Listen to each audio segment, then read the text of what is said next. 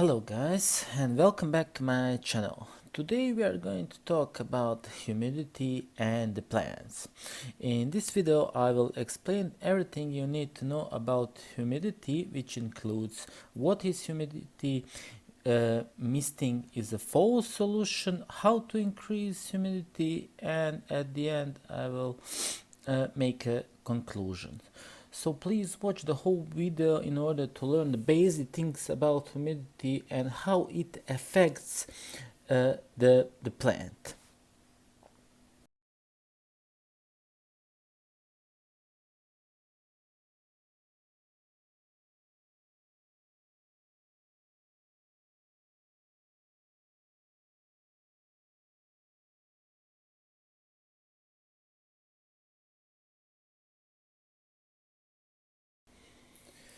In front of me you can see a few plants.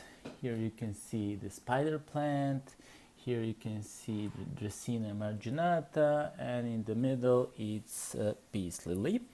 And also you can see here it's a small device called hygrometer. A hygrometer is an instrument used to measure the amount of water vapor in the air. So it's a good thing to have in home. Now let's talk about humidity. Low humidity is often cited as the reason that indoor plants do not do well. Symptoms such as brown leaf tips, dying leaves, pest infestation are attributed to dry air. Is this true? If so, how can plant owner increase low humidity? Okay, take a look at this picture. So first, little bit of biology. Plants absorb their moisture primarily through their roots, not their leaves. The moisture is transferred from the roots to the stem and leaf tissue throughout the plant. In dry area, moisture evaporates from the plant tissue. In humid air, less evaporation occurs. So this is very important. So I'm going to repeat once more. In dry area, moisture evaporates from the plant tissue. In humid air, less evaporation occurs. So the majority of indoor plants originate in tropical regions where high humidity levels are the norm. The assumption is that if the plant grows naturally in humid areas, then they must require high humidity to survive as indoor plants. This assumption is popular because at the greenhouse humidity is kept at the high level. Of course, most homes and offices are very dry. In the winter months, when heating elements can reduce the humidity to levels that are actually lower than those found in desert, but most tropical plants will survive in low humidity environments. How is this possible? When we put plants in a pots and move them indoor, we are creating an artificial environment.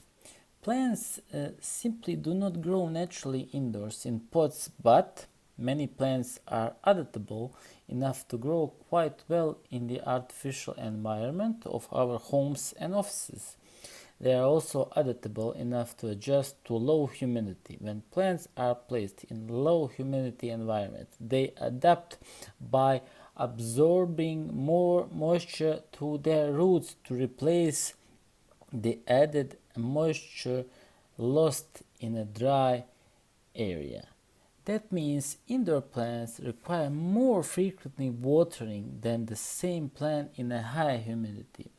Because of low humidity, many indoor plants actually use more water in winter when sunlight and plants grow is reduced than they do in summer. In fact, Many of the plant symptoms attributed to low humidity are in fact the result of underwatering.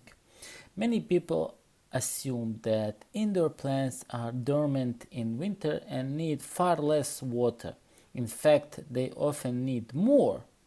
The resulting brown leaves and tips are really caused by a lack of soil moisture, not low humidity.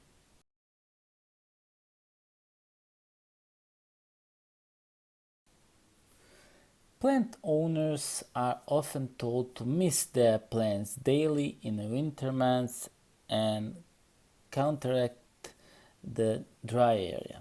Although misting never does any harm, misting is not effective in raising the humidity.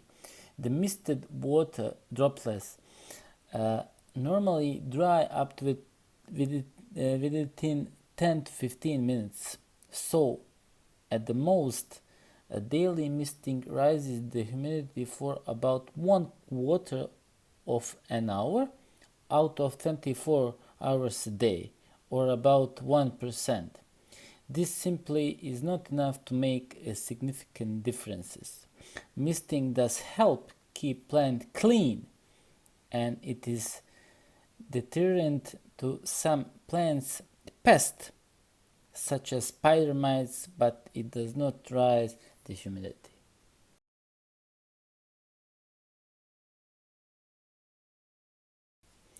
Pebble trays are the simplest and least expensive way to raise humidity around the plants. An oversized tray or saucer is filled with a half-inch layer of pebbles or stones. The tray or saucer is then filled with the water to the top of the pebbles. The potted plant is then placed on the top of the pebbles. The water slowly evaporates into the dry area surrounding the plant. The pebbles keep the plant above the water so the roots do not stay constantly wet.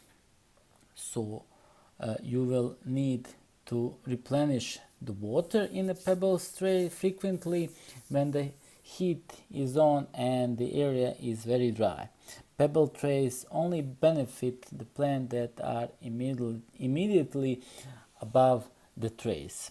Another technique to raise humidity is to leave open pans of water on the top of or close to radiators or other heating device. This is also only helpful to plants that are close to evaporating pans. Room humidifiers are more effective at raising the humidity for an entire room. However, they are more expensive to purchase and operate. Vaporizers and other devices that put water into the air also help increase humidity levels. Note that these devices are only effective while they are operating. They are also notorious of spreading bacteria unless they are thoroughly cleaned daily. Finally, indoor humidity decreases as the temperature rises. If you keep your thermostat at the toasted, let's say 75 degree Fahrenheit in winter, the air will be much drier than if the thermostat is kept at the energy saving 65 Fahrenheit degree.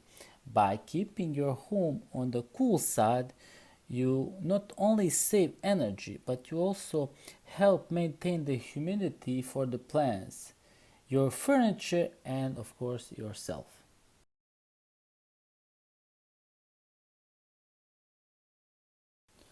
So, what is conclusion? The conclusion is if you are having problems with indoor plants, low humidity is one of the least likely causes.